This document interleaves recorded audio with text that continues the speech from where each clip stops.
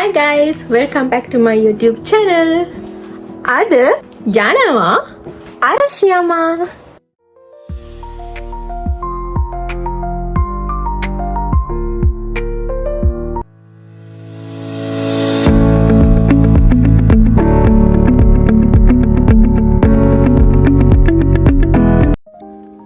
මගේ වීඩියෝස් බලන ඔයාලා දන්නවා මං ජපානයේ ඉන්නේ කොහෙද කියලා. ඔව් මං ඉන්නේ කියෝතෝවල. ඉතින් අදත් මං යන්නේ මෙහෙ තියෙන ලස්සන ඒරියා එකකට. ඒකේ නම තමයි අරශියමා. ඒ පැත්ත ගොඩක්ම ලස්සන වෙන්නේ ස්ප්‍රින්ග් එකේදී ඕටම් එකේදී. වෙනදා වගේම අදත් ඉතින් ට්‍රේන් එකේ යමු. දැන් ටික සීතල පටන් ගන්න හින්දා ජැකට්ස් එහෙම ඉතින් අඳින්න වෙනවා. මොනවා වුණත් මේක තමයි මම ආසම සීසන් එක. පොඩි කාලේ ඉඳන්ම මට තිබුණේ වෙනස්ම හීන. මගේ ලෝකේ අංක 1 උනේ මගේ නිදහස සහ මගේ සතුට. නිවාඩු දවසකට කොහේ හරි ඇවිදින්න යන්න, කැමති දේවල් කරන්න මං හරිම කැමති. හැබැයි ඒ දේවල් මං කරන්න ආස වුණේ වෙනම රටක.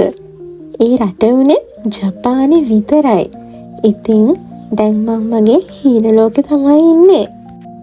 මම විශ්වාස කරන දෙයක් තමයි තමන් වෙනුවෙන් කැපවෙන්න ඕනි තමන්මයි කියන එක. දැන් ඉතින් අරශියමා ස්ටේෂන් එකටත් ආවා.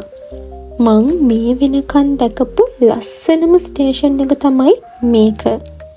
මේ කහපාට ලයිට්ස් වලටයි දැන් තියෙන වෙදර් එකටයි මෙතන පුදුම ලස්සනට පේන්නේ.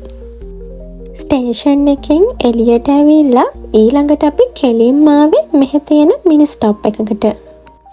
මොකද අපි දෙන්නම කාලා නෙවෙයි හිටියේ. ඉතින් අපිට ඕනි වුණා මේ වෙදර් එකටත් සෙට් වෙන විදිහට මොනා හරි හොට් දෙයක්. ඒ කියන්නේ කොෆි එකක් වගේ දෙයකුයි මොනා හරි ක්‍රිස්පි දෙයකුයි කන්න. ඒක නිසා ඉතින් අපි මෙතෙන්ට ආවා. අපි මෙතනින් හොට් කොෆීස් ගත්තා. ඊට පස්සේ ක්‍රිස්පි චිකන් ගත්තා.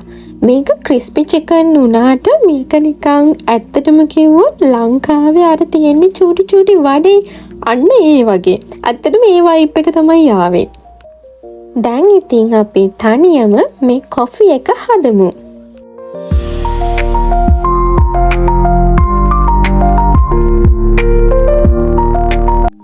ඇත්තටම කිව්වොත් අපි මේ sugar add කරන විදිහ ගැන නම් වැඩි හිතන්න එපා. මොකද චුට්ටක් sugar ඕනේ නේද? ඕකේ. කොෆි එක හදන ගමන් අපි ටිකක් කතා කරමු. මම මේ විදිහට ජීවත් වෙනකොට මට හිතෙන දෙයක් තමයි සතුටින් සැහැල්ලුවෙන් ඉන්නකොට ජීවිතේ හොඳම දේවල් අපිට හම්බ වෙනවා කියන එක. අනිත් ඒ තමයි විවිධාකාර හැලහැප්පීම් වලට මුහුණ දීලා මේ වෙනකන් ගලාගෙන ආපු ජීවිතයකට වුණත් හොඳම දේ හරිම වෙලාවට ලැබෙනවා. විශ්වාසයෙන් ඉන්න. ලයිෆ් එකට තියෙන්න ඕනේ හරිම සිම්පල් තියරි එකක්. Accept every situation with smile. That's it. මේක හිත නිවන පරිසරයක්. දවස් ගෙවෙනවා තේරෙන්නේ නැති මේ අමුතු රටේ මේ දකින දේවල් ඇත්තටම ලස්සනයි. තාම ඕටම් එක පටන් ගත්ත විතරයි හින්දා කොළවල පාට එහෙම තාම වෙනස් වෙන්න පටන් අරගෙන නැහැ. හැබැයි තව ටිකක් ඉස්සරහට යනකොට සම්පූර්ණයෙන්ම මේ කොළ පාටට පේන ගස් තද රතු පාට කහ පාට වෙනවා. බලන්න මේ ඇවිදගෙන යන පාරේ තියෙන ලස්සන නිකන් වෙනමම ලෝකයකට යනවා වගේ නේද?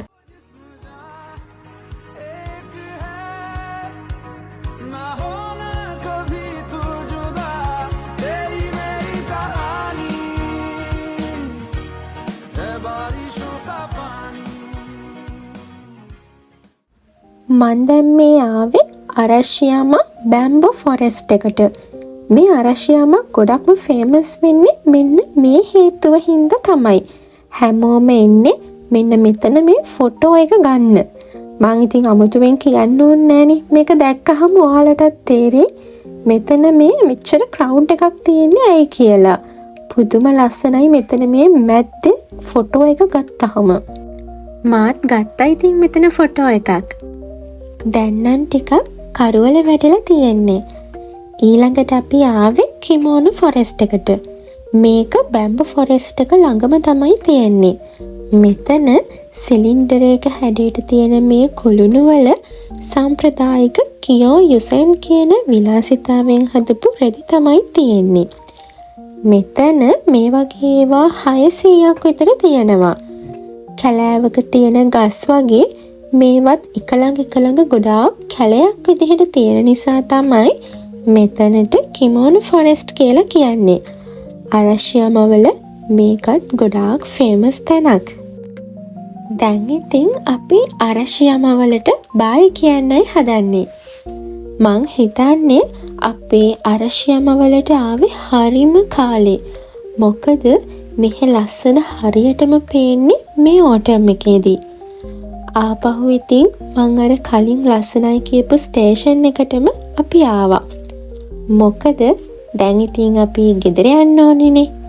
ට්‍රේන් එකේ යන ගමන් අපි දෙන්න පොඩි චැට් එකක් දැම්මා. සාමාන්‍යයෙන් මම පුළුවන් හැම නිවාඩු දවසකටම වගේ එළියට යනවා. සීසන් එකෙන් සීසන් එකට මේ රට වෙනස් වෙන විදිහ මම හරිම ආසාවෙන් විඳිනවා.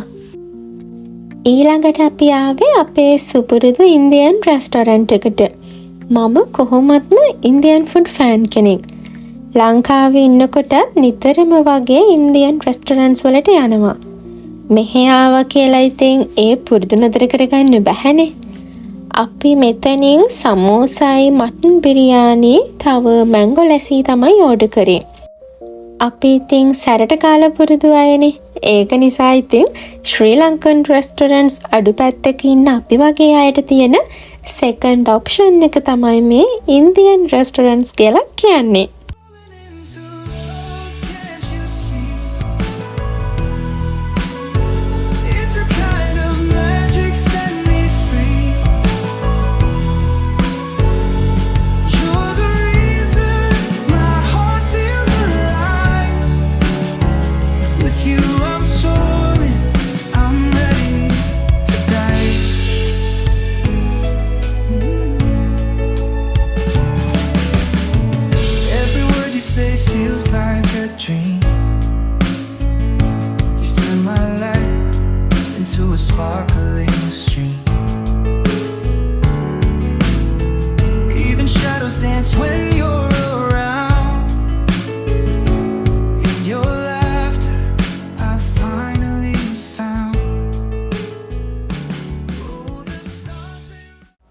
මම කලිනුත් කිව්වා වගේ දැන් ජපානයට ඇවිල්ලා තියෙන්නේ සරත් ඍතුව. කිම්හන කාලයේදී කොළ පාටට තිබුණු ගස්වල කොළ මේ කාලෙදි වේලිලා හැලිලා යනවා. ඒ වගේම තමයි අපේ ජීවිත. අපේ ජීවිතවලටත් මෙහෙම දවසක් එනවා. හැබැයි ඒ වේලිලා බිමට වැටෙන කොළවලත් අමුතුම ලස්සනක් තියෙනව නේද? අපේ ජීවිතත් අන්න ඒ වගේ අපිට සිද්ධ වෙන හැම දෙයක්ම අපි ආශිර්වාදයක් කරගන්න ඕනි. හරියටම කියනවනම් වසන්තය ආපහු වෙනකන් මේ හැම දෙයක්ම පුදුම ඉවසීමකින් අපි දරා ගන්න ඕනි. අද දවසත් හරිම ලස්සනට ගෙවිලා ඉවර වුණා. ගෙවුණු මේ දවසෙනුත් ගොඩාක් ලස්සන මතක මම මගේ මතක පොතට එකතු කරගත්තා. ඉතින් තවත් මේ වගේ හරිම ලස්සන මතක කතාවකින් අපි ආපහු ඉක්මනටම හම්බ වෙමු. එතකන් සතුටින් පරිස්සමට ඉන්න ඕනේ.